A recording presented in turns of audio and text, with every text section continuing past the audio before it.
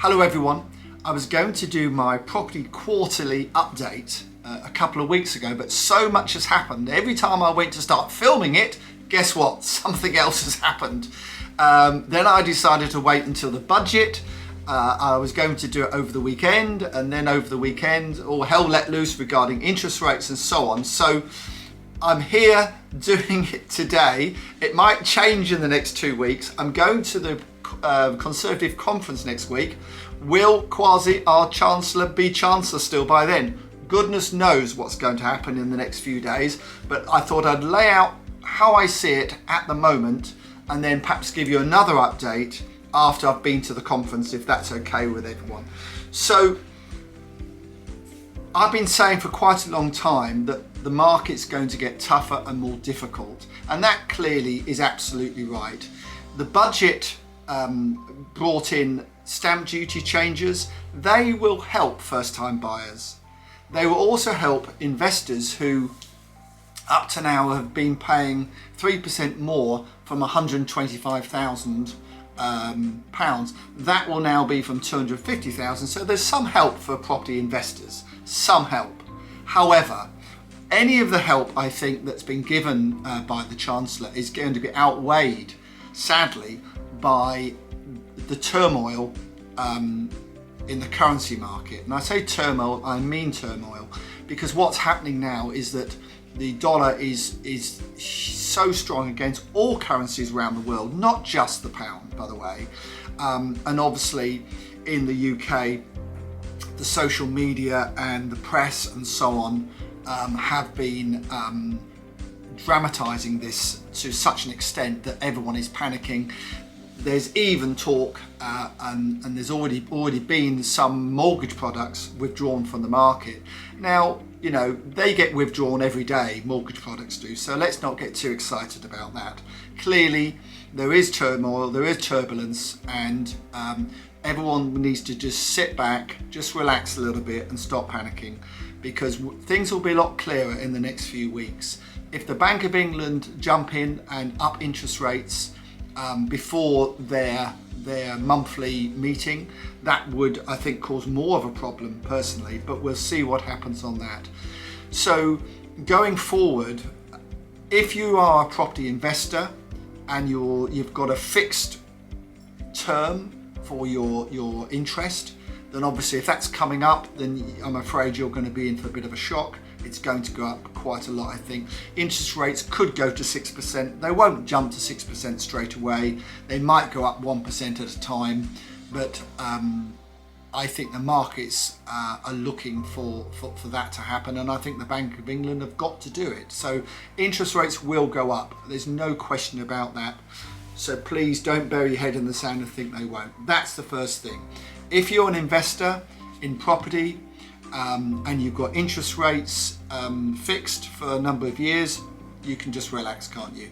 If you're up against it because you've got to renegotiate interest rates now, then obviously that's going to be difficult, but I'll still get them fixed as best I could for as long as I could. That would be it's what I've been trying to do over the last year or so myself.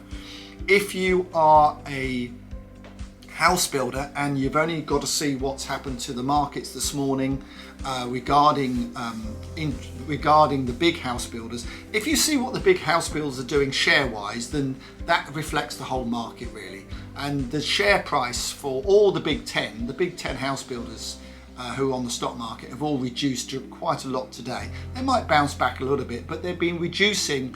The share price has been going down for the last 6-9 months, because although their results have been very good this year, they're all anticipating having problems next year, and I think the problems could be bigger next year than what they've anticipated. So if you are building houses at the moment, you really need to get them finished as quickly as possible. It sounds obvious, I know.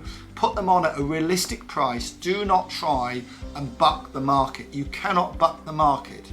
Put them on at a realistic price. Even if you're not making the money you thought you were going to make, you need to sell them quickly, get them sold, get your cash together, and look around for a deal, because there will be lots of deals coming up in this market.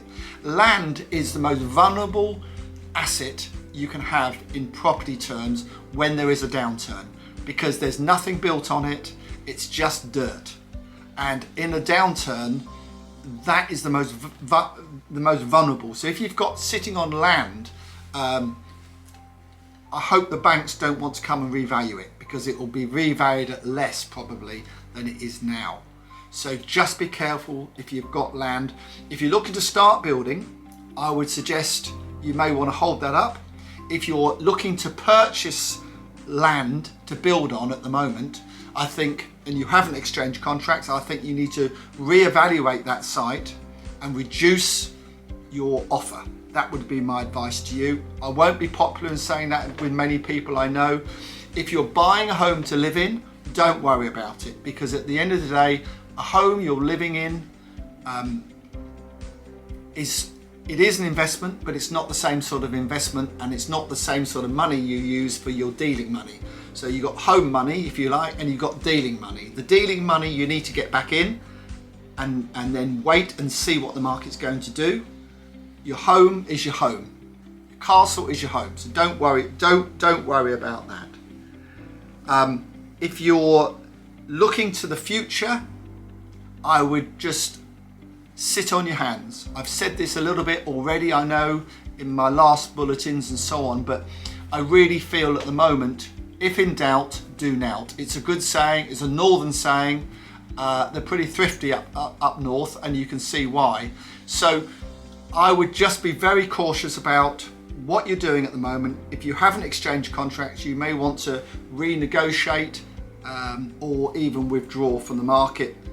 Because unless you know what the market's going to do, and I cannot tell you what the market's going to do at the moment, I can tell you what I think the market's going to do to a point, and that is, clearly there's problems, but are we, the more the banks panic, the more problems we have. I'm hoping the banks won't panic and they'll be calm about all this, and they won't start withdrawing offers and loans, because that's what they can do. And if they start doing that, then we will have a much bigger problem. Like I said to start with, if everyone keeps calm and let's see where the next 2 weeks go. But please be careful, be cautious, and I'll report back after I've been to the Conservative conference. That should be fun.